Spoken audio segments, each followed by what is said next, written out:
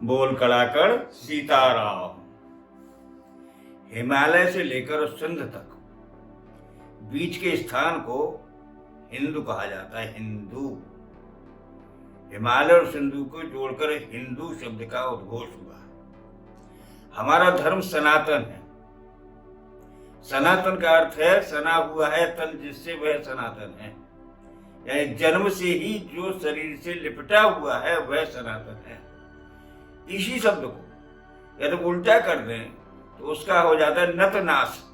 सनातन नत नाश, नहीं है नाश जिसका कभी भी, वह अमर है, वह है सनातन। ये हमारा सनातन धर्म हमेशा अमर है क्योंकि इसका कभी नाश नहीं होता है।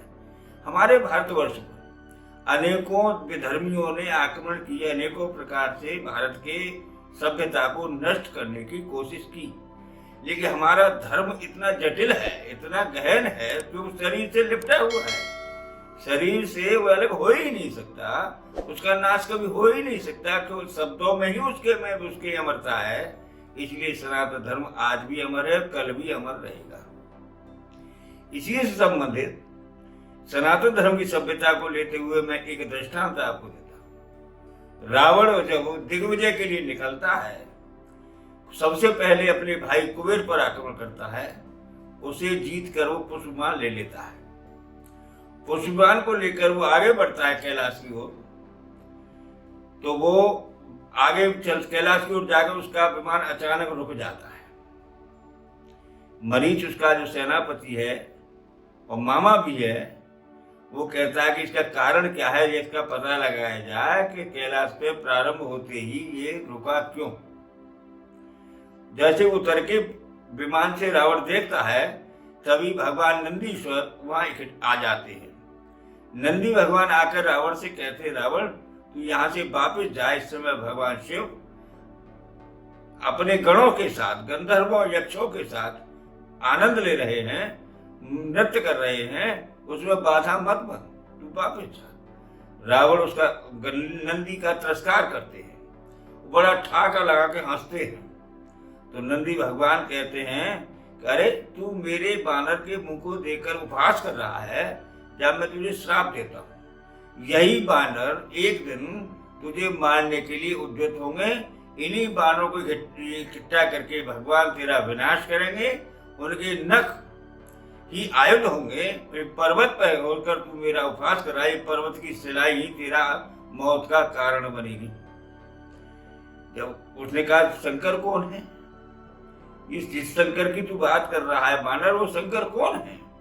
उनकी शंकर जगदीश्वर है, भूतेश्वर है, वही संहार करता है। वो संहार करता कौन होता है मेरे सामने? तो इस पर्वत को मैं उखाड़ के फेंक देता हूँ।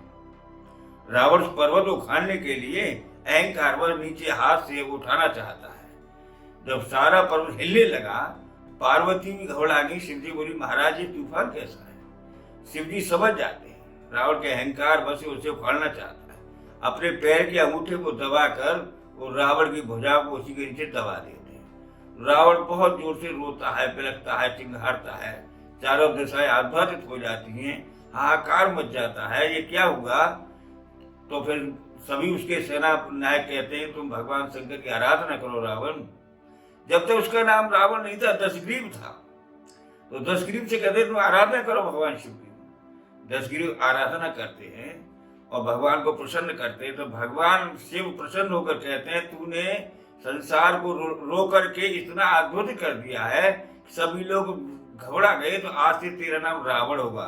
रोदोते इति अणः से रावण, यानी आज से तुझे लोग रावण कहेंगे। तो रावण नाम भगवान शिव ने ही दशग्रीव का रखा और उन्होंने ही आशीर्वाद दिया कि अब तुम बेट रोक टोक यहाँ से आगे जा सकते हो। विमान को लेकर रावण आगे बढ़ता है। आगे जाके वो क्या देखता है कि अचानक ही विमान उसका फिर रुक जाता है। अब रावण सोचता है, कहता है अपने मन में, अब विमान क्यों रुका? तो फिर देखा, तलाश करो क्या रंग क्या है इसका। तो क्या देखते हैं कि स्फटिक शिला पर बैठी हुई, श्वेत शिला पर बैठी हुई, मृग चर्म, काला मृग चर्म लिए हुए एक बड़ी सुंदर युवती तपस्या कर रही है, बीड़ा बजा रही है। उसे देखकर रावण उधर की ओर चलता है। तो जिस धुन को बीड़ा, वेद मंत्रों का बीड़ा पे वो गान गा रही थी, रावण ने भी अपना बीड़ा उठाया, को वेदाचार्य था, और उसी धुन पे उसी के साथ बीड़ा बजाने लगा। धीरे धीरे बीड़ा की धुन में धुन मिलाकर उसके पास पहुंच जाता है, कहता है, और बीड़ा की तान तोड़ देता है। जैसी बीड़ा की तान टूटती है तो युवती का झाड़ू टूट जाता है, और देखकर एकदम कहने लगी, रावण तुम आ गए। यह सुनकर रावण को बड़ा ही आश्चर्य हुआ। कहने लगा, तो इस वन में पर्वतों के बीच में बैठी हुई गुफा में तुम मुझे कैसे जानती हो मैं रावण हूं? मैंने कहा, मैं जानती थी कि तुम रावण यहाँ एक दिन अवश्य आएगा, लेकिन तुम कौन हो? ये युवती, इस उम्र में तुम इस वन में तपस्या क्यों कर रही हो? तुम्हारे पिता कौन है? क्या कारण है जो तुम इस उम्र में तपस्या के में बैठी हो? तुम राजमहल में होना चाहिए। युवती कहती है कि मेरा नाम वेदों से उत्पन्न हुई, मेरा नाम वेदमती है। मेरे पिता कुशलवत बड़े ही वेद पाठी थे, बड़े ही यज्ञ करते थे, और उन्होंने कामना की तो मेरा जन्म हुआ उनके वेद पाठन के प्रभाव से, इसलिए उन्होंने मेरा नाम वेदमती रखा है। मैं गुरु बृहस्पति की पौत्री हूं।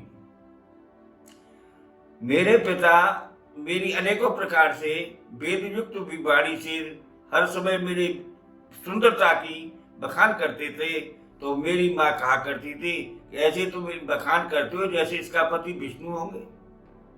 एक दिन मेरे पिता ने प्रतिज्ञा कर ली कि मैं अपनी पुत्री का विवाह भगवान विष्णु से ही करूंगा। समय बढ़ता गया। जब मैं शादियों को हुई, मेरे यौवन की चर्चा पूरे संसार में उठी कि मुझे विश्व सुंदरी माना गया। तो यक्ष, नाग, गंधर्व, दैत्य, राक्षस, असुर सभी भी मेरे कामना से मेरे पिता के पास मेरा हाथ मांगने के लिए आने लगे। लेकिन क्योंकि मेरे पिता प्रतिज्ञा कर चुके थे मेरा विवाह विष्णु के साथ होगा, इसलिए उन्होंने किसी को भी देने से हामी नहीं भरी, वचन नहीं दिया किसी को देने के लिए। समय अनुकूल जब मेरी सुंदरता की और चर्चा बढ़ी तो शंभु नाम का राक्षस मेरे पिता के पास आया अपने भाई निशंभु के साथ, और मेरे पिता से मेरा हाथ मांगा। मैं उस समय पास में ही फूल बगिया में पूजा के लिए फूल ले रही थी। जब मेरे पिता ने शंभु से इनकार कर दिया तो मेरे पिता का उसने खड़ग से सर काट दिया। यज्ञहोत्र की तैयारी कर रही मेरी माता जब दौड़ कर आई तो उन्होंने मेरी माता का भी सर काट दिया।